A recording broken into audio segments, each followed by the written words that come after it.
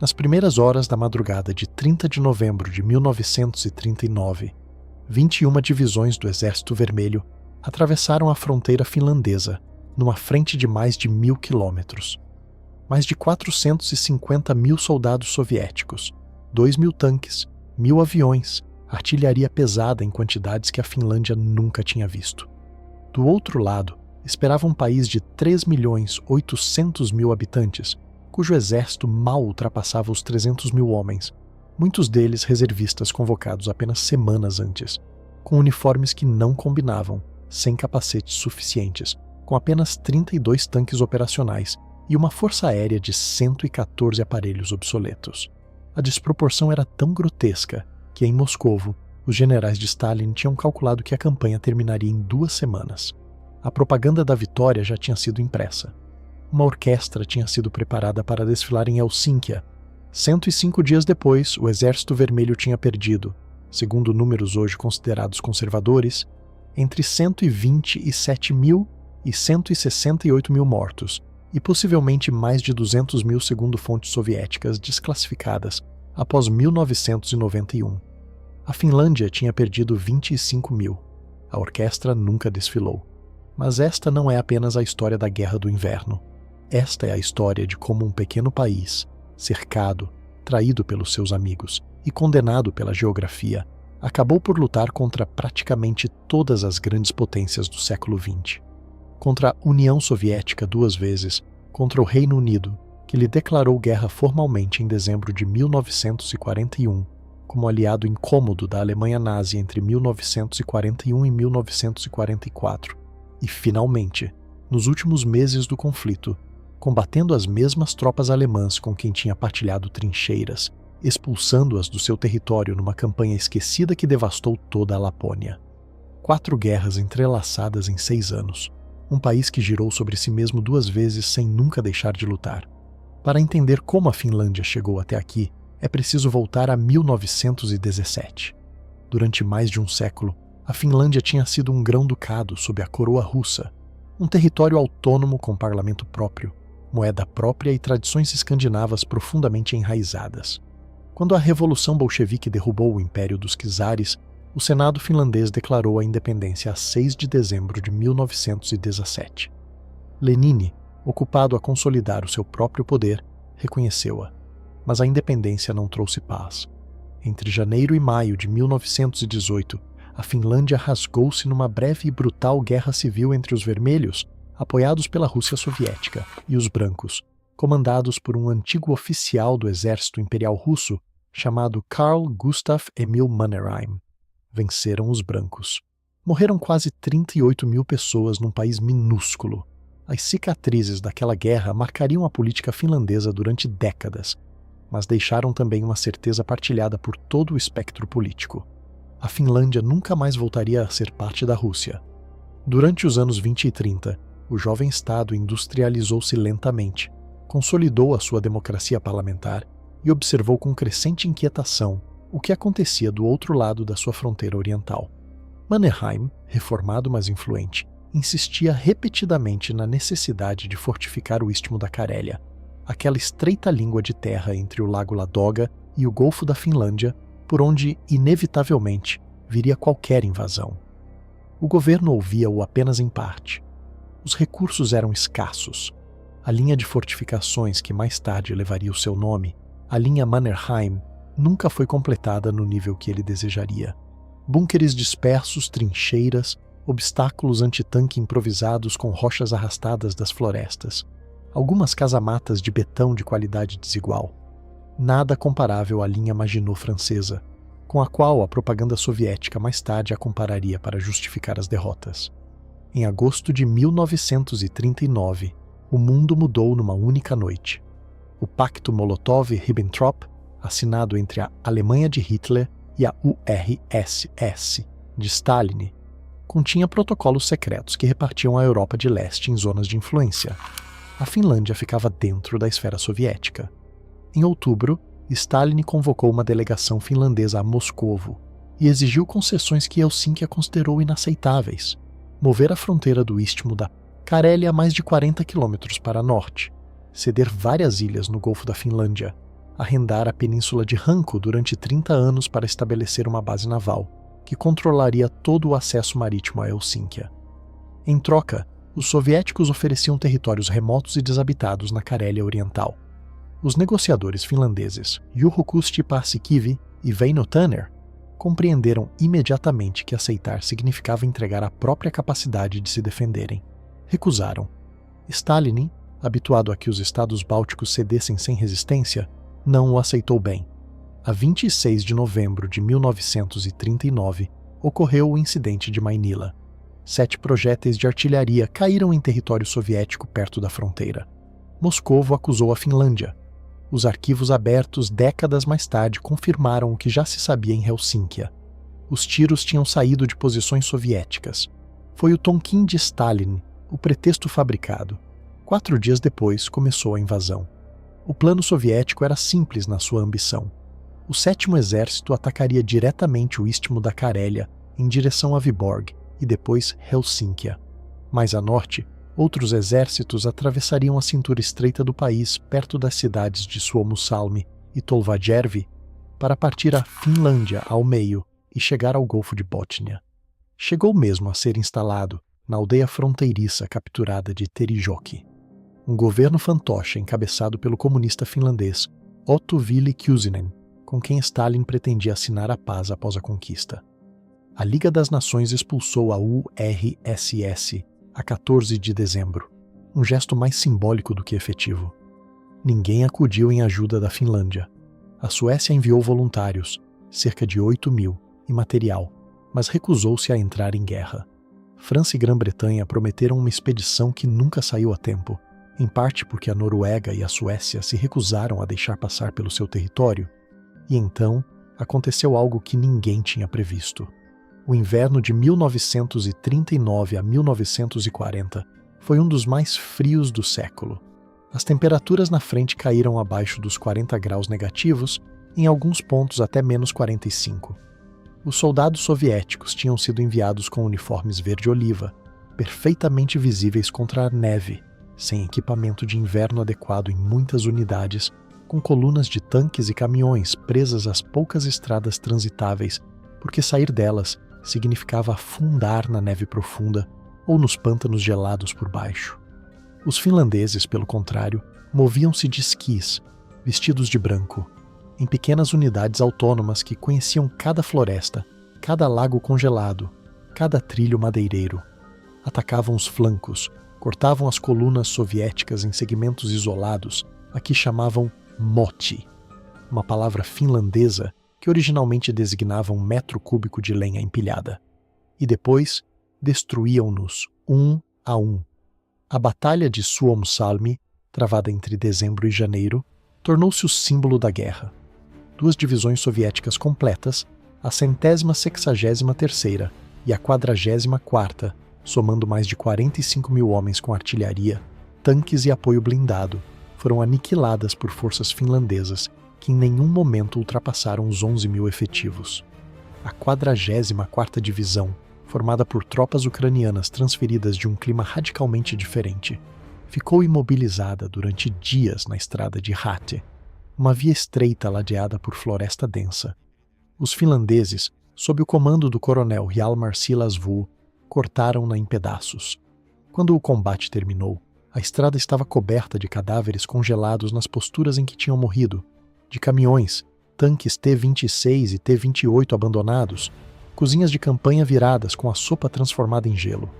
Os finlandeses capturaram 43 tanques, 70 canhões, 270 veículos, 6.000 espingardas e recursos de que o exército finlandês precisava desesperadamente.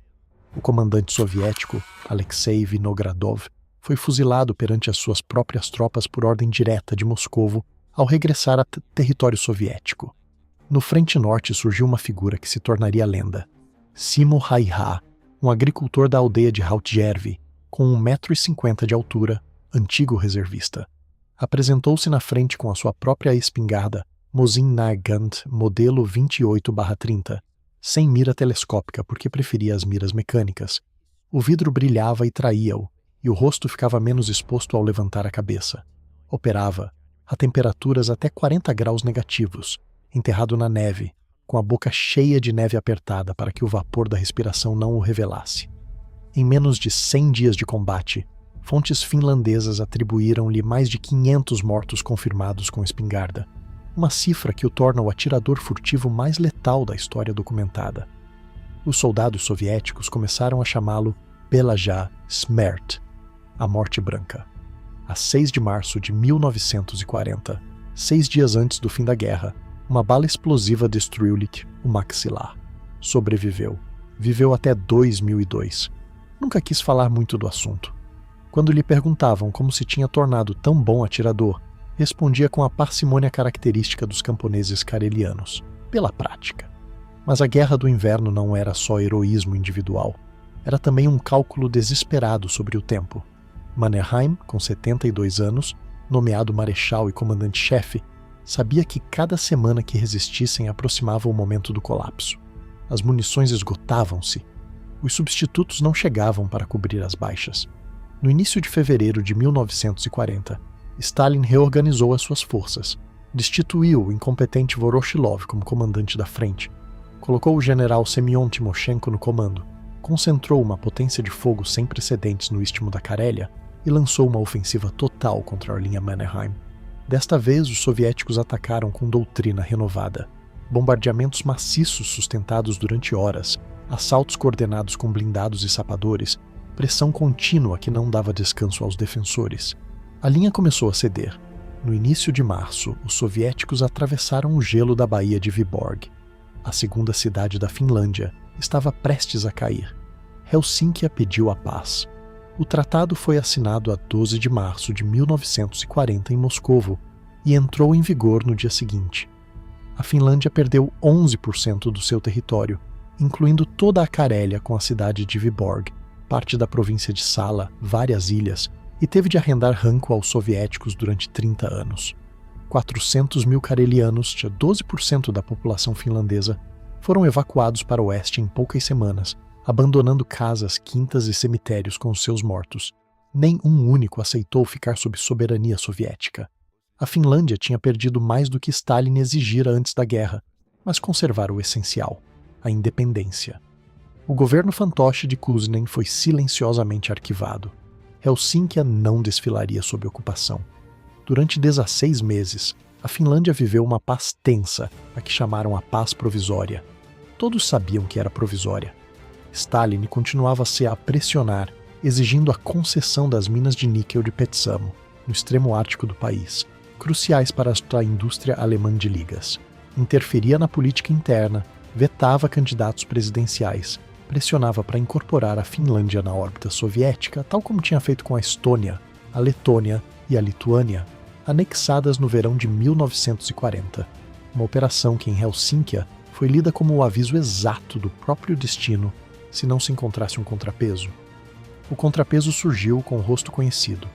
A Alemanha, que durante a Guerra do Inverno tinha permanecido tecnicamente neutra para honrar o pacto com Stalin, começou a aproximar-se.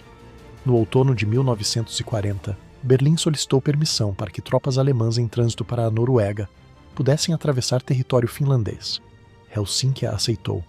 Em troca, recebeu armas, munições e a vaga promessa de proteção. Ninguém no governo finlandês fazia ilusões sobre a natureza do regime nazi. Mannerheim, profundamente conservador e de educação czarista, desprezava pessoalmente Hitler. Mas a Finlândia não tinha outras opções. A Suécia tinha se declarado neutra. A Grã-Bretanha lutava pela sua sobrevivência do outro lado do continente. Os Estados Unidos continuavam longe, entre a URSS, que tinha demonstrado exatamente o que pretendia fazer, e a Alemanha, que pelo menos oferecia armas e um inimigo comum. Os finlandeses escolheram a opção que lhes permitia continuar a existir. A 22 de junho de 1941, a Alemanha invadiu a União Soviética. A Finlândia não participou na operação inicial. Hitler, no seu discurso desse dia, mencionou que os soldados alemães combatiam ao lado dos finlandeses, antecipando os fatos. Helsínquia protestou formalmente. Mas a 25 de junho, aviões soviéticos bombardearam cidades finlandesas, entre elas Helsínquia, Turku e Porvoo, atacando fábricas e zonas urbanas. O primeiro-ministro Ryti compareceu perante o parlamento nessa mesma tarde e anunciou que a Finlândia se encontrava novamente em guerra com a União Soviética. Começava assim o que na historiografia finlandesa se conhece como a Guerra de Continuação. A posição oficial finlandesa foi, desde o princípio, meticulosamente ambígua. A Finlândia não era aliada da Alemanha, era cobeligerante, lutava uma guerra separada, com objetivos separados. O propósito declarado era recuperar os territórios perdidos em 1940. Não foi assinado qualquer pacto militar formal com Berlim. Mannerheim recusou incorporar as suas forças no comando alemão e manteve a cadeia de comando finlandesa independente. Quando Hitler o visitou a 4 de junho de 1942, por ocasião do 75º aniversário do Marechal, Mannerheim recebeu-o com cortesia glacial, ouviu os seus monólogos e conseguiu até que o Führer assinasse um exemplar do livro de visitas, sem se comprometer com qualquer operação conjunta. Esse encontro foi gravado secretamente por um engenheiro de rádio finlandês, Thor Damen, nos primeiros minutos sem que Hitler soubesse, e é hoje a única gravação existente do Führer falando em tom privado, não em discurso. A voz que se ouve é quase íntima, hesitante, muito diferente da figura teatral dos noticiários. Um documento histórico acidental nascido de uma guerra incômoda. Na frente, o exército finlandês reconquistou a Carélia em poucas semanas no verão e outono de 1941. Viborg voltou a mãos finlandesas a 29 de agosto. Os refugiados começaram a regressar às suas aldeias queimadas. Mas então Mannerheim tomou uma decisão crucial. Parou. Os alemães exigiam que o exército finlandês avançasse sobre Leningrado, que os alemães sitiavam desde o sul e fechasse o cerco pelo norte atravessando o rio Svir. Mannerheim recusou-se a atravessar o rio na direção de Leningrado. Avançou até o Istmo Kareliano e parou a poucos quilômetros da fronteira de 1939, a cerca de 30 quilômetros da cidade. As baterias finlandesas não dispararam sobre Leningrado. Os aviões finlandeses não bombardearam a cidade. A recusa teve consequências estratégicas enormes para os sitiados, que mantiveram aberto, através do Lago Ladoga, o chamado Caminho da Vida, a rota gelada por onde chegavam suprimentos no inverno e que salvou Leningrado da rendição total. Esta decisão, que na altura enfureceu Berlim, tornar-se-ia décadas mais tarde um dos argumentos centrais da defesa finlandesa contra a acusação de ter sido colaboradora plena do nazismo. Não foi. A Finlândia combateu a URSS. Não exterminou civis. Os 470 judeus finlandeses serviram no exército finlandês sem distinção. Alguns receberam condecorações alemãs que recusaram com humor negro. Houve uma sinagoga de campanha na frente careliana. Estranho paradoxo. Judeus finlandeses celebrando o Sabbat a poucos quilômetros de trincheiras alemãs. Quando a Gestapo, através do chefe do serviço de segurança Heinrich Müller, numa visita a Helsínquia, pressionou o governo finlandês para entregar os judeus do país, o ministro Tanner e o primeiro-ministro Rangel recusaram categoricamente. 8 refugiados judeus estrangeiros foram entregues por um funcionário que agiu fora das instruções. 7 morreram em Auschwitz. O escândalo foi tão grande em Helsínquia que o responsável foi afastado e não houve mais entregas. A Finlândia é o único país cobeligerante do eixo que protegeu os seus judeus até o fim. Mas há sombras nesta história que não devem ser omitidas. Na Carélia Oriental, ocupada por tropas finlandesas entre 1941 e 1944, territórios conquistados para além da antiga fronteira, foram estabelecidos campos de internamento para a população eslava não finlandesa. Morreram cerca de 4.000 civis por fome e doenças nesses campos, segundo investigações posteriores. Não houve política de extermínio, mas houve negligência, racismo contra o russo e condições criminosas. A historiografia finlandesa contemporânea reconheceu este capítulo. A guerra na frente oriental estabilizou-se durante 1942 e 1943, no que os finlandeses chamaram a Guerra das Trincheiras. Uma guerra de posições com escaramuças, incursões de patrulhas e bombardeamentos esporádicos. Enquanto isso, a milhares de quilômetros, Stalingrado mudava o rumo do conflito. Em fevereiro de 1943, com o 6º Exército Alemão aniquilado, Helsínquia começou a procurar discretamente uma saída. Houve contactos em Estocolmo, aproximações a Moscovo, mensagens através de Washington. As condições soviéticas eram duras, aceitar as fronteiras de 1940, expulsar as tropas alemãs do território finlandês, pagar reparações. O parlamento finlandês, dividido, hesitou durante meses. A guerra, entretanto, continuava a consumir vidas finlandesas, ao ritmo das derrotas alemãs. Em junho de 1944, ao mesmo tempo que os aliados desembarcavam na Normandia, o Exército Vermelho lançou a ofensiva Vyborg-Petrozavodsk contra a Finlândia. A quarta ofensiva estratégica soviética desse verão empregou mais de 450 mil homens, 10 mil canhões, 800 tanques e 1.500 aviões. As forças finlandesas no Istmo eram um quinto dessa magnitude. A 20 de junho caiu Vyborg pela segunda vez. Helsínquia estava à beira do colapso militar. Nesse momento crítico, Ryti, que tinha sido eleito presidente em 1940 e reeleito em 1943, fez algo extraordinário. Assinou uma carta pessoal a Hitler, o chamado Acordo Ryti-Ribbentrop, na qual se comprometia como indivíduo, não como presidente, a não assinar uma paz separada com a URSS, em troca de ajuda militar alemã imediata. A distinção era juridicamente tortuosa e deliberada. A Alemanha enviou material, entre ele canhões antitanque PaK-40 e Panzerfaust, que se revelaram decisivos nas batalhas defensivas de Tali e Hantalá, onde entre 25 de junho e 9 de julho, as tropas finlandesas detiveram o Exército Vermelho na maior batalha alguma vez travada no norte da Europa, cerca de 50 mil soldados finlandeses contra 150 mil soviéticos, com artilharia massiva de ambos os lados. Os soviéticos perderam dezenas de milhares de homens e centenas de tanques. A ofensiva parou. Ryti tinha comprado tempo. Uma vez estabilizada a frente, em agosto de 1944 renunciou à presidência. O parlamento elegeu Mannerheim, que não tinha assinado a carta, como novo presidente. O marechal, com a autoridade moral de quem nunca se tinha comprometido pessoalmente com Hitler, informou Berlim de que a Finlândia abandonava-te a guerra. O armistício com a União Soviética e a Grã-Bretanha foi assinado em Moscovo, a 19 de setembro de 1944. As condições eram duras, mas a Finlândia continuava de pé. Confirmaram-se as fronteiras de 1940, com perdas adicionais. Petsamo e as suas minas de níquel passaram para a URSS.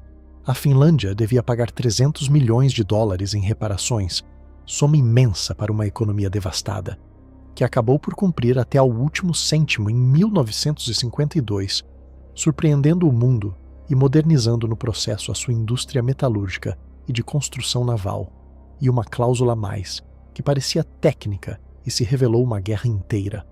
A Finlândia devia expulsar do seu território, pelas armas se necessário, as mais de 200 mil tropas alemãs do 20º Exército de Montanha, sob o comando do general Lothar Rendulic, estacionadas no norte do país, na Lapônia.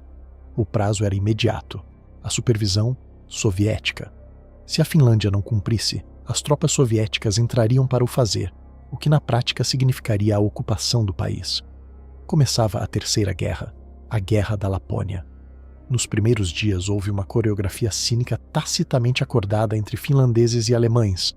Os alemães retirar-se-iam lentamente para a Noruega. Os finlandeses fingiriam persegui-los. Haveria combates simbólicos para as câmaras soviéticas que observavam. Ninguém tinha vontade de se matar depois de 3 anos a combater ombro a ombro. Mas a paciência soviética esgotou-se rapidamente. Moscovo exigiu ações militares visíveis. Em outubro de 1944, a guerra tornou-se real. As tropas finlandesas, sob o comando do general Silas Vuo, o mesmo de Suomussalmi, desembarcaram em Tornio, na costa do Golfo de Bótnia, cortando as rotas de retirada alemãs. Os combates intensificaram-se. Rendulic, furioso com a traição finlandesa segundo havia, deu ordem de terra queimada na retirada. Toda a Lapônia ardeu. As tropas alemãs queimaram sistematicamente casas, igrejas, escolas, pontes e infraestruturas. A cidade de Rovaniemi, capital administrativa da região, foi destruída em 90%. Ficou de pé apenas a chaminé da estação de comboios e alguns muros calcinados. O gado foi abatido ou metralhado. As florestas foram minadas. Cerca de 470 mil minas terrestres ficaram na Lapônia depois da guerra. E ainda hoje se encontram algumas. 100.000 lapões, a maioria Sami, tiveram de ser evacuados, muitos para a Suécia. Quando regressaram meses ou anos depois, encontraram cinzas. Os combates entre finlandeses e alemães continuaram até abril de 1945. As últimas tropas alemãs abandonaram o território finlandês a 27 de abril, menos de 2 semanas antes do suicídio de Hitler. As baixas finlandesas na Guerra da Lapônia ascenderam a cerca de 1.000 mortos e 3.000 feridos. As alemãs foram maiores, mas a cifra que importa é outra. A Finlândia tinha cumprido. A URSS não teve desculpa para entrar. Terminada a guerra, a Finlândia contemplou o que tinha pago. Mais de 90.000 mortos e 200.000 feridos entre as 3 guerras, num país de pouco mais de 4 milhões de habitantes. 1 em cada 80 finlandeses tinha morrido em combate. A perda territorial definitiva representava 12% do território e cerca de 13% da capacidade industrial pré-guerra. 430.000 carelianos evacuados tiveram de ser reassentados numa Finlândia que mal se conseguia alimentar. As reparações de guerra drenavam a economia. As cidades do sul tinham sido bombardeadas. A Lapônia era cinza. E, no entanto, algo improvável tinha acontecido. A Finlândia não tinha sido ocupada. Não tinha tropas soviéticas no seu território, caso único entre os países limítrofes com a URSS, salvo a Turquia e a neutra Suécia. Tinha conservado o seu parlamento, a sua democracia, o seu sistema jurídico, a sua moeda, os seus jornais. O Partido Comunista foi legalizado, entraria em governos de coligação, seria vigiado e contido. Nunca tomaria o poder. Em 1948, Stalin impôs um tratado de amizade e cooperação, o chamado Pacto F, CMA, que condicionava a política externa finlandesa, mas não a interna.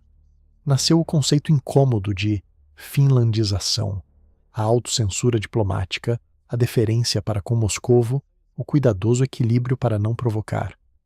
Os intelectuais ocidentais viram-na durante décadas como uma forma de submissão vergonhosa. Os finlandeses chamaram-lhe sobrevivência. Em 1955, a Finlândia ingressou nas Nações Unidas e no Conselho Nórdico. Em 1956, a URSS devolveu a base de Porkala, que tinha substituído Hanko no armistício, quando Helsinki esperava tê-la ocupada mais 44 anos. Em 1975, a cidade de Helsinki acolheu a Conferência sobre Segurança e Cooperação na Europa, que produziu os Acordos de Helsínquia, quadro que a longo prazo contribuiria para a dissolução do próprio bloco soviético. O país que tinha sido invadido entrava no calendário diplomático como anfitrião do abrandamento. Em 1995, 6 anos após a queda do muro, a Finlândia ingressou na União Europeia.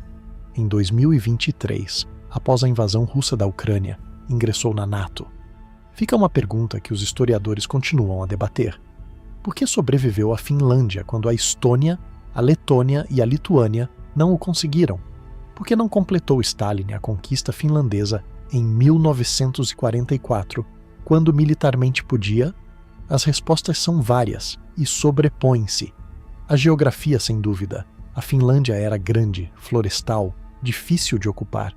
O desempenho militar, o custo de uma ocupação prolongada, depois de Tali e Hantalá e da Guerra do Inverno, parecia ruinoso mesmo para o URSS.